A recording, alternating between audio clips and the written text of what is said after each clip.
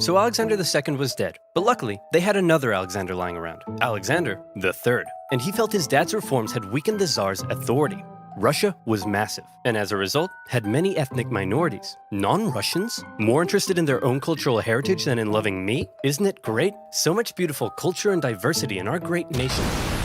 Alexander thought all these minorities should be a little more Russian, and thereby loyal to him. So he repressed religious minorities. He repressed non-Russians. He introduced the Okhrana, a secret police force that repressed anybody who thought having a Tsar was dumb. If Alexander II was the great reformer, Alexander III was the great repressor. Now that's how you run a country. Hey Dad? Ugh, great. It's my son Nicholas, who I like to call a girly girl because he's so weak and pathetic. When are you gonna grow up?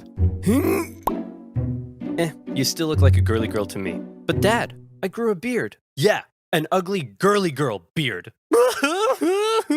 If Nicholas was to one day be Tsar, he needed his dad to teach him how to run the country. But his dad instead suggested that Nicholas go somewhere else. So Nicholas went to Japan, got an edgy dragon tattoo, had his head sliced off by a policeman, and then came home. Now will you teach me how to rule? I suppose it's time. Okay, there's a lot you need to know before becoming Tsar. Uh-oh. What? I've got kidney inflammation. Oh no! Upon his father's death, a totally unprepared Nicholas II ascended to the Russian throne. He wasn't a reformer like his grandfather, nor was he a repressor like his dad. Nicholas was Nicholas. Timid, easily swayed, and more interested in doing whatever the hell this is. Or this. Or this. He wasn't ready to rule, and he himself admitted it, saying, "I'm not yet ready to be Tsar. I know nothing of the business of ruling."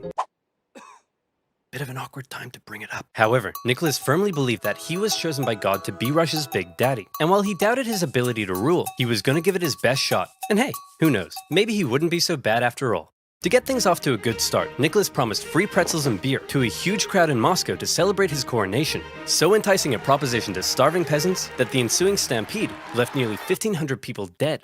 What the hell happened? We're not sure, but you're scheduled to go party with the French at 8 o'clock. Shouldn't I stay here out of respect for the people? When have Russian Tsars ever respected the people? Nicholas's decision to go party with the French immediately tarnished his image. Some were calling him Nicholas the Bloody. The Tsars had been partying hard at the expense of the people for long enough. They'd emancipated the serfs, but failed to lift them out of poverty. They used their secret police to crack down on anyone who might criticize them, and they'd failed to modernize and give the people rights, something the rest of Europe had begun doing over a century ago. The rule of the Tsars was quickly becoming outdated, and more Russians began wondering if there was a better way. For many, the solution was simple. Just look to the West. Republics, democracies, and constitutional monarchies galore. But a small growing group rejected that for an even better idea, a little something they called communism.